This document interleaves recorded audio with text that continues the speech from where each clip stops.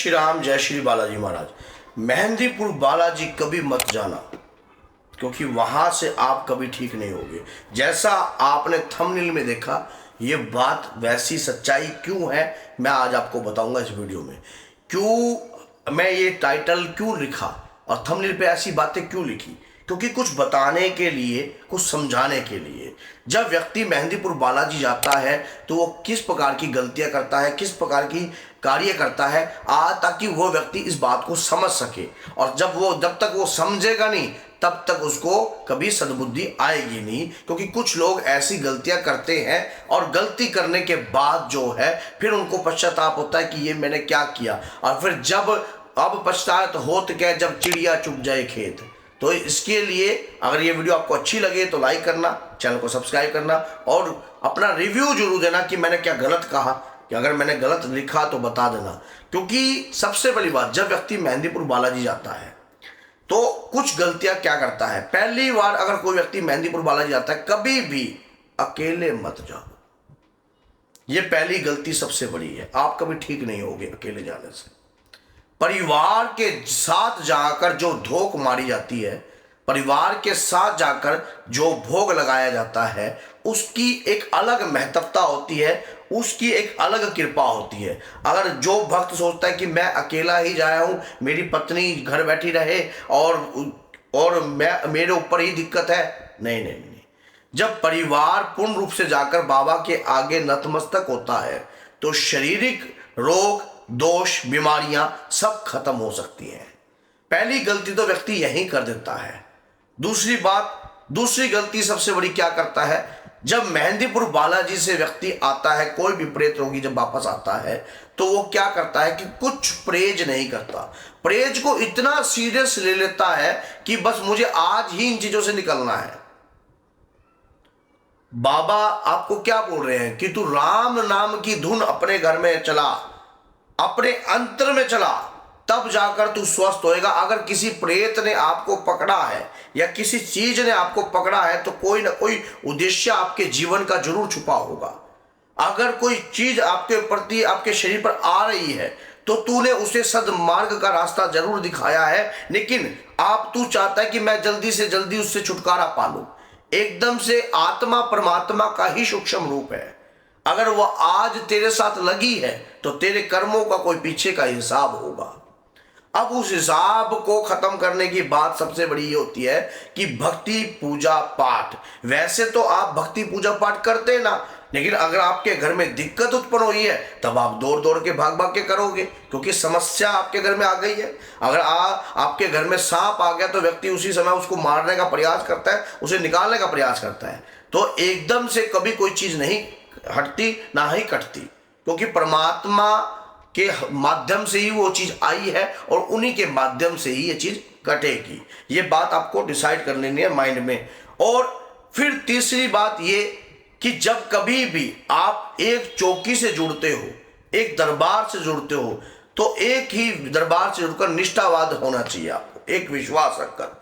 क्योंकि एक दिन में कभी कोई आदमी महान नहीं बना। भगवान चाहे तो स्वयं उसे महान बना सकता है, उसे कीर्तिमान बना सकता है। लेकिन अगर कोई व्यक्ति के साथ आप जुड़े हो तो धीरे धीरे शरीर की शुद्धि होती है, शुद्धि की प्रक्रिया होती है, तब जाकर व्यक्ति जो है शुद्ध होता है, तब जाकर व्यक्ति जो है हर प्रकार की तकलीफों से राहत प्राप्त करता है। अगर आप सोचो कि एकदम से आप शुद्ध हो जाओ, एकदम से आपके अंदर ऊर्जा आ जाए और एकदम से आप सारे कष्ट आपके दूर हो जाए, नहीं नहीं नहीं। अगर शरीर में भी कोई रोग, बीमारी, समस्या या कोई कैंसर भी हुआ है या कुछ भी हुआ है तो किसी न किसी कारण से या पिछले जन्मों का हस्तक्षेप हो सकता है। एक जो है व्यक्ति, एक लड़की आई जिसकी किडनी दोनों डैमेज थी। मेरे पास एक केस आया, किडनी डैमेज थी। तो वो बैठकर, जब मेहंदीपुर बालाजी की बात है, मेरे से बोलती है कि गुरुजी पता नहीं मेरा कौन सा अपराध ऐसा है जो मेरे साथ ये कष्ट क्यों हुआ, मुझे ऐसा कष्ट हुआ। मैंने उसको ये बोला कि ये कष्ट इस जीव आत्मा का है। इस जीव आत्मा के शरीर ही तो नवीन है, शरीर ही तो बदला है। पिछला कोई कर्म ऐसा था इस आत्मा के साथ जिसके कारण जो है इस शरीर में आकर इसका कष्ट जो है जुड़ा है, इस शरीर को जो है कष्ट झेलना पड़ रहा है।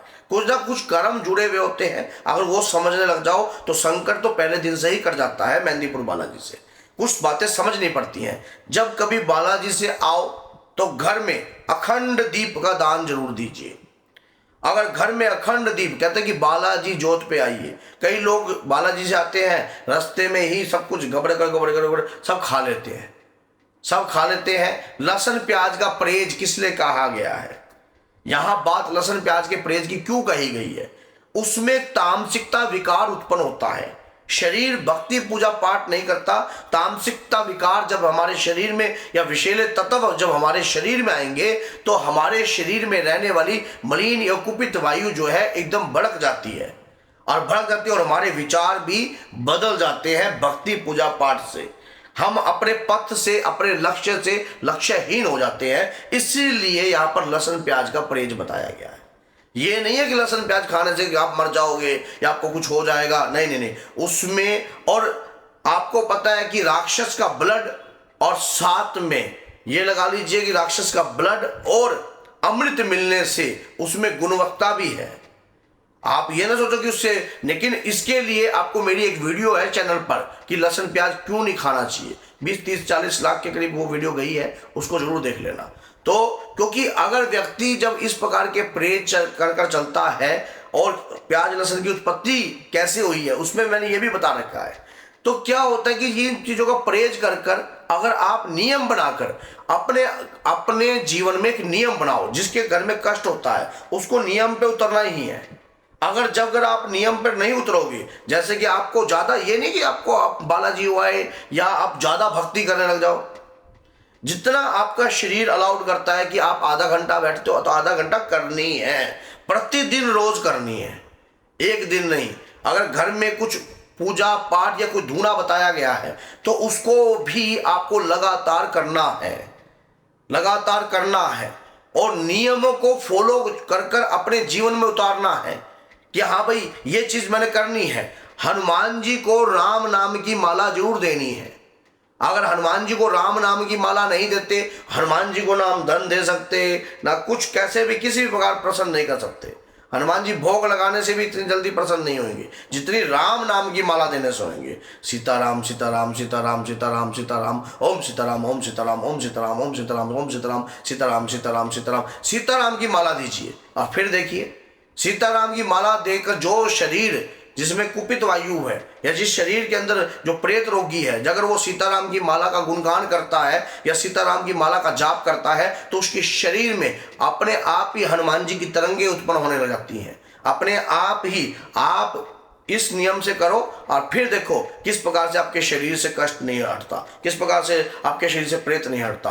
और अगर तब भी ना हट रहा हो तो हमसे कांटेक्ट कीजिए। हम हर 3 महीने में, हर 2.5 महीने में बालाजी जाते हैं। आप हमारे साथ जुड़कर भी मेहंदीपुर बालाजी चल सकते हो, और साथ में हर प्रकार के कष्टों से आप छुटकारा भी प्राप्त कर सकते हो। लेकिन जो मेरे साथ जा रहे हैं उन्होंने भी कष्टों से छुटकारा प्राप्त किया है। लेकिन अगर इसके लिए कुछ नियम होते हैं, उन नियमों को बनाकर चलोगे तब भी आप किसी भी चीजों से रोग मुक्त हो पाओगे, नहीं तो आप रोग मुक्त नहीं हो पाओगे। तो बोलिए जय सीताराम, जय श्री बालाजी महाराज, जय माता दी।